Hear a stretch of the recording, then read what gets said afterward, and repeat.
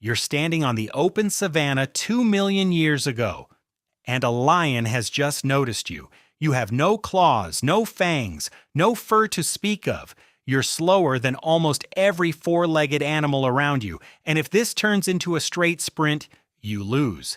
Evolution did not exactly give you an intimidating starter pack. By every obvious measure, you are the weakest-looking predator on this entire landscape.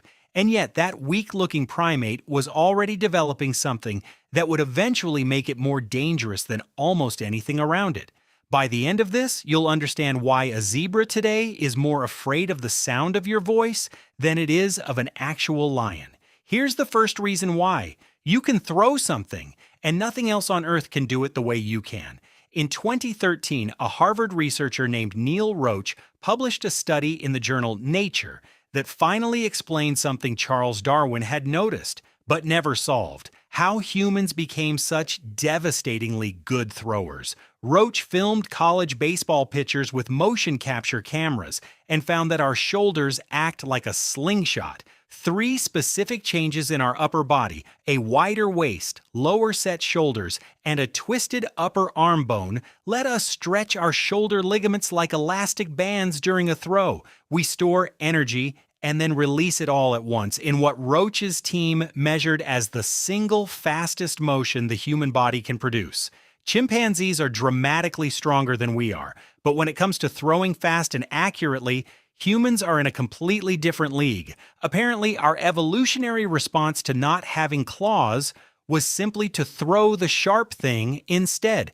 A 12-year-old Little League pitcher can throw 60 to 70 miles per hour. Professional pitchers clear 90. Roach's team traced the anatomy that makes this possible back to Homo erectus, meaning our ancestors already had the anatomy for high-speed throwing nearly 2 million years ago, long before anyone invented a bow. That solved the problem of dangerous prey up close, but it didn't explain the other kind of hunt, the one that doesn't rely on a weapon at all. In the early 1990s, a South African biologist named Louis Liebenberg joined a group of sand hunters in the Kalahari Desert for something anthropologists call persistence hunting. No spears thrown from a distance, no ambush, just a flat-out chase on foot after an antelope called a kudu in the hottest part of the day. Liebenberg, 30 years old and reasonably fit, lasted about 10 or 12 miles before he was so overheated and dehydrated that his body stopped sweating entirely. He nearly died out there. Only a hunter sprinting back to camp for water saved him. But the kudu they were chasing didn't get that lucky. Kudu are covered in fur, and they cool themselves mainly by panting, which is a slow, limited system compared to what humans have. Human beings sweat all over, through millions of glands, and that lets us dump heat continuously, even while running. Humans can't outrun a kudu. Fortunately, that wasn't the plan. So, in the brutal midday sun, the hunters just kept pushing the animal, never letting it rest in shade. Until its stride shortened, its tracks grew sloppy, and one of the sand trackers, a man named Nate, simply walked up to the exhausted animal and killed it with a spear thrust, almost gently, like the fight had already been decided an hour earlier. The kudu was faster.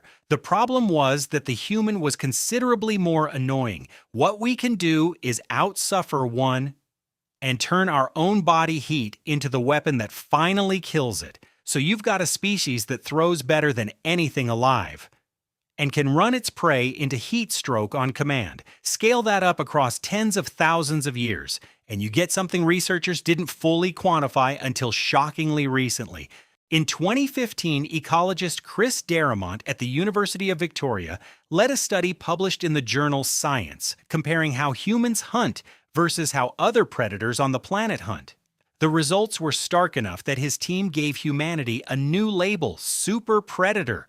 Wolves and lions typically kill around 2% of the adult carnivore population they compete with each year. Humans kill adult carnivores at roughly 9 times that rate.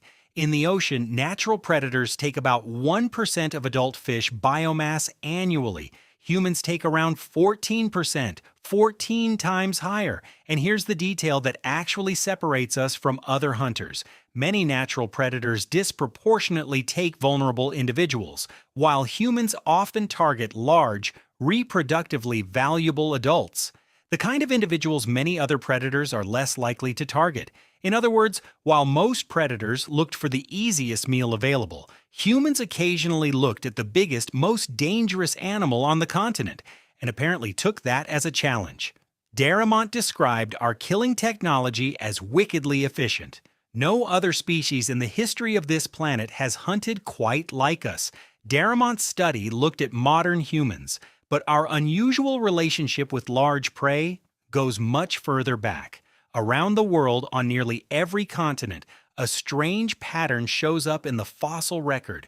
Giant animals disappearing in a geological instant, right around the time humans first arrived.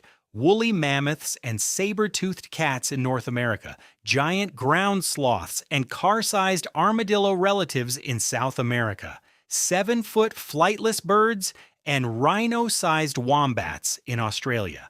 Paleontologist Paul Martin first proposed the overkill hypothesis in the 1960s. He argued that this wasn't coincidence, it was cause and effect.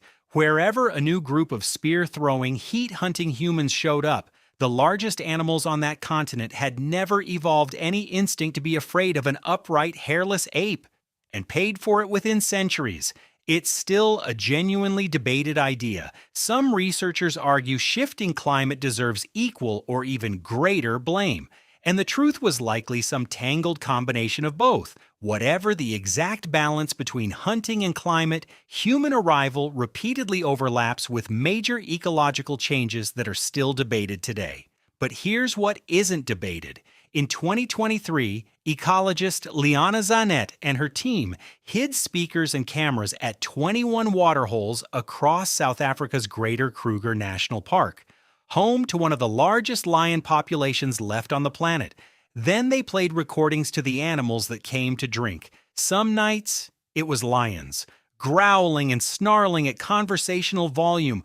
Other nights, it was just people, talking quietly in the local languages, no shouting, no threat, nothing louder than small talk. The results, published in Current Biology, were almost absurd. Across 19 different species, from elephants down to warthogs, animals were about twice as likely to flee at the sound of a human voice than at the sound of a lion, and they fled roughly 40% faster. Nearly 95% of species reacted more strongly to us talking than to lions. It's almost as if the animal kingdom remembers something. A casual human conversation can register as more dangerous than the roar of an apex predator. That's the zebra from the beginning of this video. It's not being paranoid. From its perspective, being afraid of us makes perfect sense, but none of that, the throwing, the sweating, the killing rate, the megafauna, is actually the full answer to why ancient humans became so terrifying.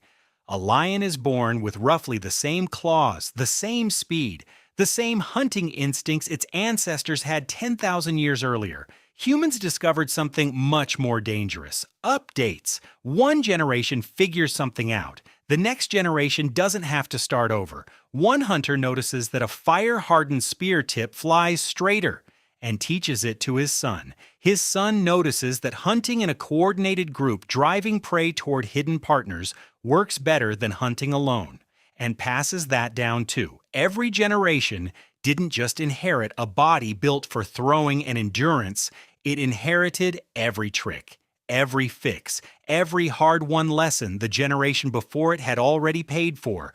In failed hunts and close calls, a wolf pack coordinates, a lion pride coordinates. Chimpanzees can coordinate too. Humans didn't invent teamwork. What we became extraordinarily good at was building shared plans, communicating them, teaching them, and improving them across generations. Cognitive scientists have a term for the version we do, we mode thinking, where each person doesn't just know the plan, they know that everyone else knows it too. That's cumulative culture, on a scale no other predator has ever matched. So go back to that lion on the savannah, 2 million years ago, still watching this strange, hairless, weak-looking animal stand its ground.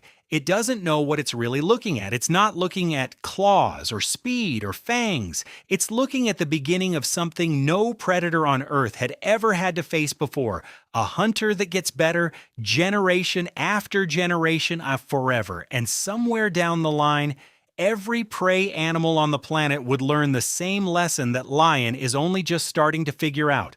The scariest sound in the wild was never the roar. It was always just us, talking.